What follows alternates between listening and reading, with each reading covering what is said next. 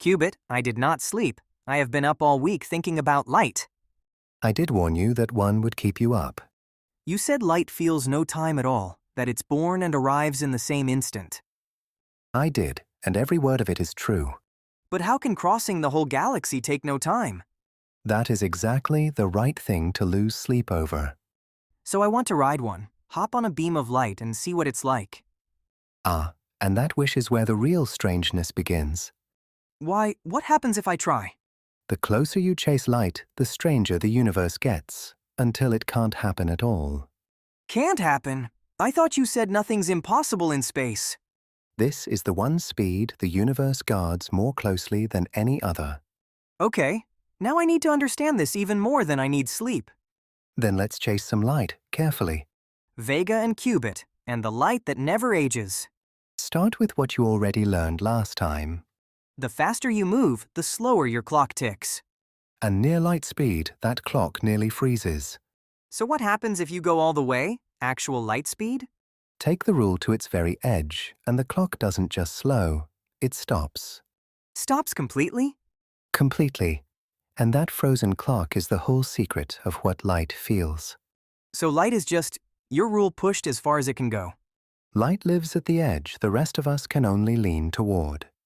Then let me just fly faster and faster and catch up to it. Here's the first shock. You can't gain on light, no matter how fast you fly. That can't be right. If I speed up, I should close the gap. With anything else, yes.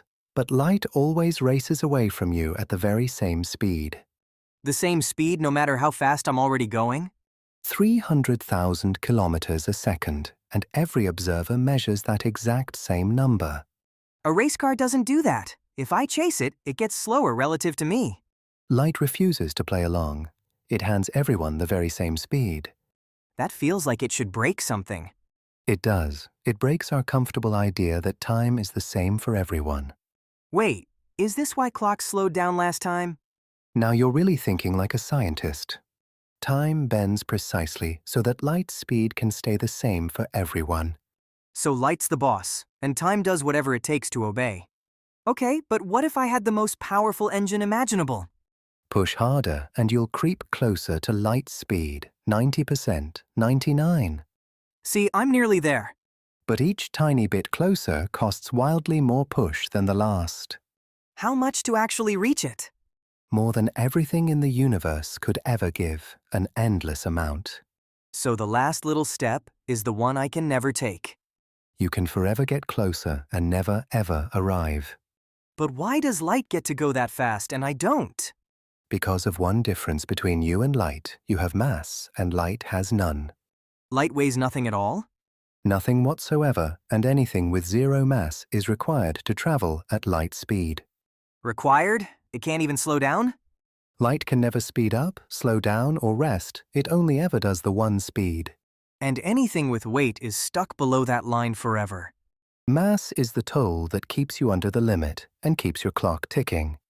So bring me back to the part that stole my sleep. Light feeling no time. Remember, the faster something goes, the slower its clock, right to the frozen edge.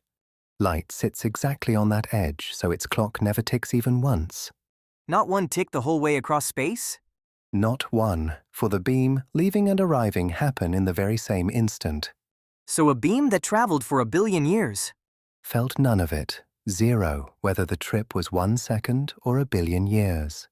That is the most beautiful thing I've ever heard. To the whole rest of the universe, the journey took ages. To the light, no time at all. Two completely different stories about the same trip. Both of them completely true. That's relativity's signature move. So light really is ageless.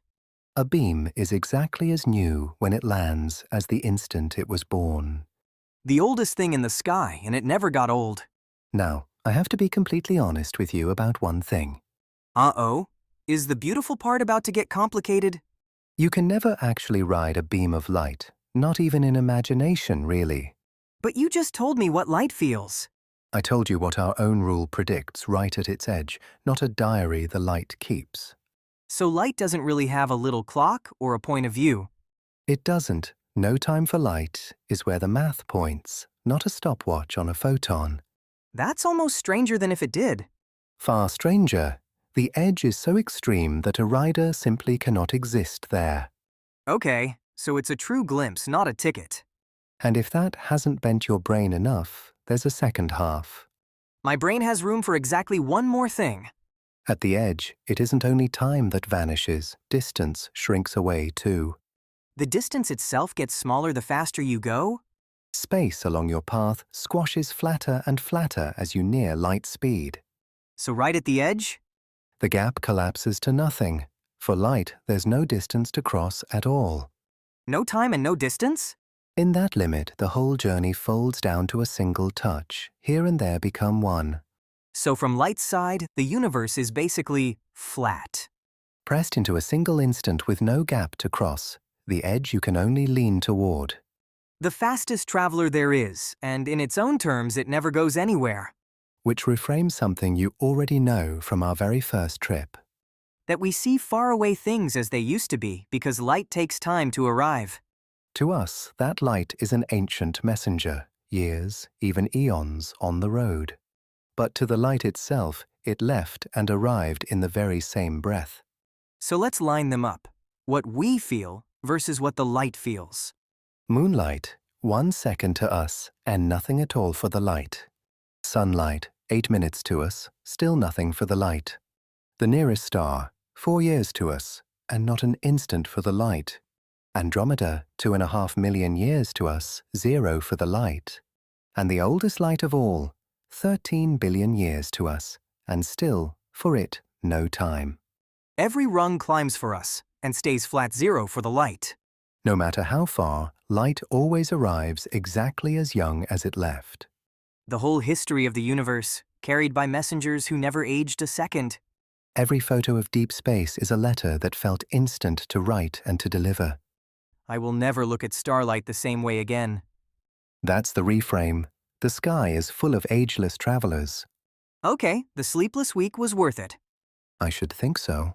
And here's the thread that ties everything we've explored together.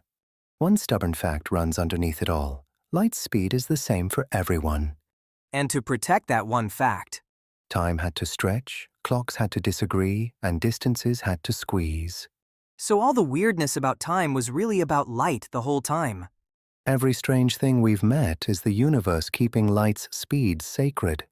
Light bends space, bends time, and never feels a moment of it. The calmest thing in the universe, quietly setting all the rules.